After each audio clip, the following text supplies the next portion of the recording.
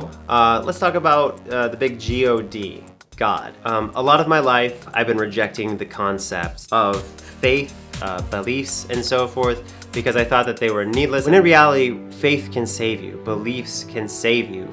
Huh. Well, I wonder what you might actually be trying to be saved from.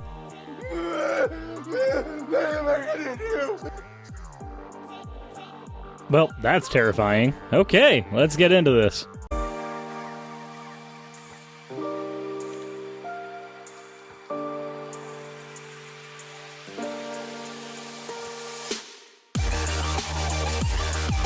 Alright, so it's been a while before we've actually been able to do an edited episode like this, so let's go ahead and get into the fan art and then into the video proper. First, we have a Dragon Suris by the Mudkip Mom, then me with more cats than I actually own by Unlucky Pox, and then finally we have a furry version of me about to smash I think Steven Anderson by Little Rabbit. As always, thank you all for your submissions, and let's get right into Onion Boy. Except not in that way. Alright, so as I said before, I just don't want to make fun of religion at all. I think that it's a sacred thing. Here we have the first problem I'm gonna have with Onision's video. Aside from all the other problems I've been having with him that I just haven't voiced because it's not really the topic of my channel, here's issue number 1. Religion isn't sacred. When you treat religion, which is a set of ideas, ideologies, and practices, as something that's sacred, you lose the all-important ability to criticize it. If we really treated religion as sacred, then we wouldn't have any means to tell Jehovah's Witnesses not to let their children die if they need blood transfusions. We wouldn't have any ability to speak out against Zionism, Islamic extremism, or Christian fundamentalism. All of these ideologies that have tons of actual negative effects associated with them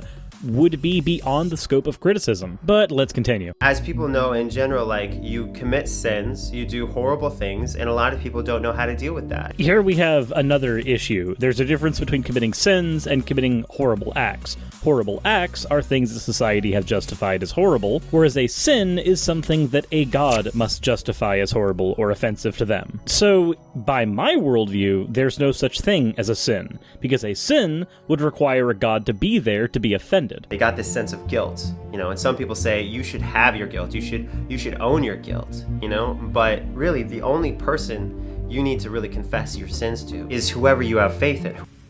Okay, so for those of you who know about the situation with Onision recently, my channel's not the place to go over it, but if I can do a quick shout out to a YouTuber who, up until recently, was pretty small, go check out Vince Menzani. He's done some pretty extensive coverage over the situation where Onision's concerned, so if you want to know what's going on there, his channel's probably a good place to look. Anywho, let's go ahead and go over why this statement is absurd. And we can do that by laying out a few situations where an apology to the victim might be necessary, but a prayer to a god is used in substitution. Let's say you're an abusive husband, and you punch your wife. Regardless of the circumstances behind it, what should happen here is communication between you and your wife. Obviously, there's been some breakdown here, and something extreme has happened as a result. But if we were to apply Onision's logic to this situation, then the husband doesn't owe the wife any apology, or even any communication at that point. The only person he's accountable to is whoever he has faith in, his god. Or another scenario, let's say you steal something from your mother's purse.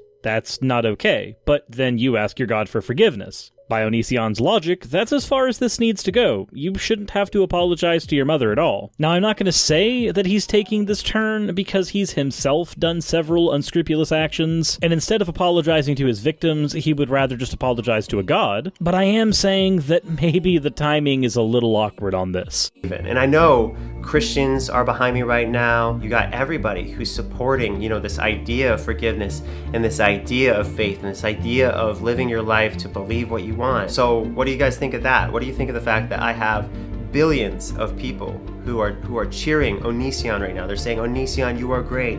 I'd say that you're committing the argumentum ad populum fallacy. It doesn't matter how many people are cheering your name, even though, trust me, there's really not that many. I'm perfectly fine letting people believe what they want to believe. I'm also fine criticizing it because, well, that's my right to do, just like it's their right to believe. But when you try to hide behind the fact that there are millions of people who believe this thing, that doesn't make your position any stronger. In fact, by trying to hide behind billions of people, I'd argue that your position is actually weaker as a result. Onision, you are amazing because of the things, the truth that I'm speaking. You know, yeah, and I've done messed up stuff. I've sped on the freeway before. I think that's actually it. I think I've only ever spat. I think that's the worst thing I've done, actually. Yeah. I'm like 90% certain that's not the worst thing you've done. But again, my channel's not the place to talk about that right now. I regret more than anything else just speeding on the freeway. Nothing else comes to mind. Sometimes, even the most innocent and righteous of people need to be forgiven because none of us are perfect. I'm close, but none of us are. I have to assume you're parodying yourself right now. It's the only way this segment makes sense. Like, were it almost anybody else, that type of humor would be perfectly acceptable. I actually would be laughing right now because it would be funny. But given some of the stuff that you've been alleged to do, I'd honestly say that it's a little too on the nose now. It is, and riddle me this, atheists and agnostics, if God doesn't exist, how do you explain the evolutionary need for faith? Why would anyone have the need to invent the idea of a greater power or the need to believe in an afterlife? So, in full honesty, there are actually some parody skits in this video that I'm leaving out. It's not me attempting to misrepresent the video, it's that the video itself seems to be this weird blend of actual points and then parody that seems to undermine the points. Usually I try to respond to the entirety of a video that I'm going after, but this is a bit of a weird case. If you want to find the original video, it's pretty easy to do so on YouTube. Onision's not exactly anyone new, but this is going to be one of the few times that I'm not going to be providing a link in the description, mainly because I just have some ethical issues with directing people over to Onision's channel. Anyways, as for reasons why someone would want to invent faith, there are several. The first and most obvious reason would be that there was actually a deity. We can grant that that was one possible reason. Other possible reasons include creating deities to explain phenomenon around the world that we cannot yet explain. In either case, this is separate from the issue of religion, where a religion can form around the deity as a form of totalitarian control. People seem to get the idea of religion and belief completely mixed up all the time, so I'm hoping that I can try to make sure that distinction is very well known. Now, it could also be said that somebody could want to create a deity in order to create a religion around them in order to get that level of control, so that is an option as well. What I'm trying to say is there are more answers than obviously God. Because what you do know is a part of evolution is our ability to inherently know things, our instincts. And we know many things. We're supposed to take care of people that are our family, our friends, etc., to strengthen our tribe and so forth. Oh boy, now we got a huge problem here. You've got a still here in your video that I want to go over. Ignoring the things that you just said, considering that those are much less interesting than the points brought up in this fucking slide, why would we naturally invent a higher power all over Earth repeatedly through our own instincts if there was never a higher power? This is a result of using a very flimsy definition of we. All it takes is one authority figure whom you trust to tell you that there is a god, or literally any other creature, and you will believe them 9 times out of 10, especially if you're a child. When you phrase the question with a very loose we, as it is in the slide, it seems like it's a knockout. The problem, though, is that it's a very malformed question. If your parents believe in a god because their parents believed in a god because their parents believed in a god, and your family is ever growing all the way back until the beginning of your tribe, then it is very likely that you too will probably carry on this belief as well. As for the next thing on your slide, it says, what if we're all really worshipping the universe itself? You seem to be talking about something called pantheism. The thing is, though, is that you're not actually worshipping the universe at that point. When you worship, there has to be an object that you are worshipping. I'm using object very loosely as it can mean a person, deity, or anything in my definition here. If the object of your worship is Yahweh, you are worshipping Yahweh. That's it. You are not, by some weird extension, worshipping the universe, because in the mythology of Christianity, Yahweh is the creator of the universe and is therefore separate from it. Same goes for Allah and other similar deities. The worshipping of the universe is a completely separate concept, and the deified universe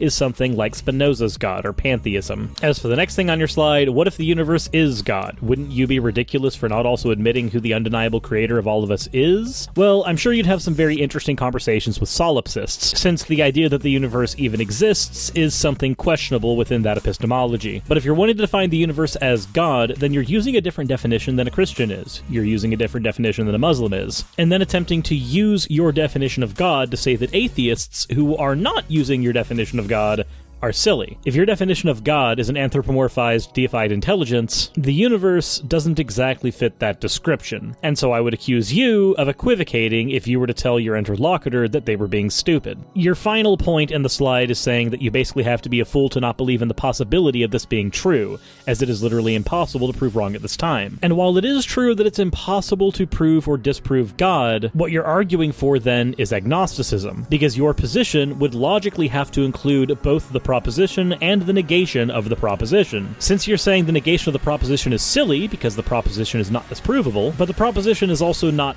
provable, then your logic would have to be consistent, and the proposition itself would also be silly. This would leave only agnosticism. Note, I'm specifically using Thomas Huxley's definition of agnosticism. That's to prevent myself from getting any hyphenators in my comment section yelling about how I'm misusing Thomas Huxley's own term. Anyway, it's sad that a still image in your video was the only interesting part I've come across so far, but let's continue.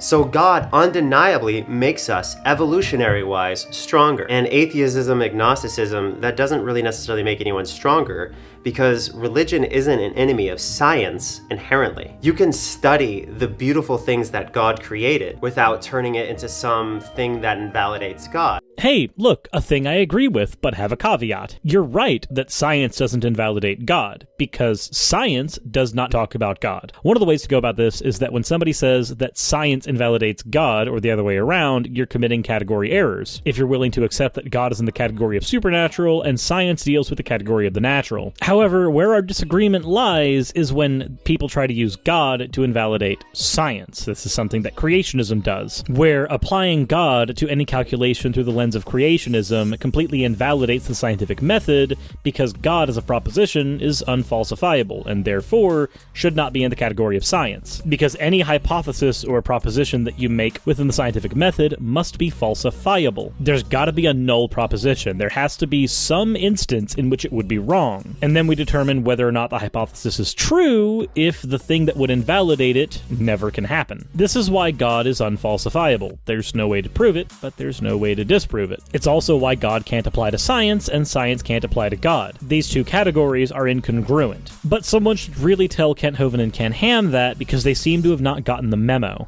Because the written Bible was written by men, so if something contradicts something in the Bible, it's obviously the flaw of the person writing and not God. However, through the scope of Christianity, there's no way to determine what God wants to communicate in any way, shape, or form without the Bible. It's literally the tool for determining God's wants and needs. They could have simply misunderstood God's message, i.e. the dinosaurs not on Noah's Ark. That could have simply been an error in translation or an error in the original person who wrote it. The entire story could have been made up. But you see atheists going around going, oh, this one human said something stupid, so that means the literal idea of God is not real. And now you seem to be confusing local atheism with global atheism. Jesus fucking Christ, you are horrible at this. Again, I know there's some jokes and underpinnings in here, but I'm trying to take the points themselves as I see them. A local atheist will say that all gods within a particular category do not exist. For instance, all concepts of God that they have been made aware of do not exist within their epistemology. Thus, they are local atheists. Or all gods that have been conceived by man do not exist. Thus, they are atheists. You seem to be talking about global atheism, which is the idea that all gods, all possibilities of God, conceived or otherwise, do not exist. This is generally considered to be a bit of a problematic position within philosophy, mainly because rejecting an idea that hasn't been proposed is a bit weird. And it's hard to argue from any basis of consistency if you're arguing against an idea that hasn't even been proposed. But I'll be providing a link to the Stanford Encyclopedia of Philosophy for anybody who wants to read up on the topic. That's like saying because you were in the head as a child that isn't actually ever a consensual thing. That was oddly specific. But unfortunately, that's the last thing of substance that you actually say in your video. The rest of it is just jokes. Like, these are the tiny sprinkles of actual cogent thought I found in your video. Everything else was just fluff. I would ask why you wasted 20 minutes of my time, but I'm gonna upload this on my channel and waste probably 20 minutes of everybody else's time. Ah, well, whatever. Fuck it. It's probably gonna end up being one of the worst videos I've ever produced, but conversely, it'll probably end up being one of the ones that performs the best, because that just seems to be what happens. Now seriously, the videos that I think I've done the worst on are the videos that perform the best. It's really weird. Thanks, YouTube. Anywho, I hope you guys enjoyed this, weird, rambly thing. I don't really know if I can consider this one a cogent video. If you did, leave a like and all that other fun stuff. I'm gonna go wash my face or something. I don't know what I was doing this entire episode. Insert end of video tagline here, I guess.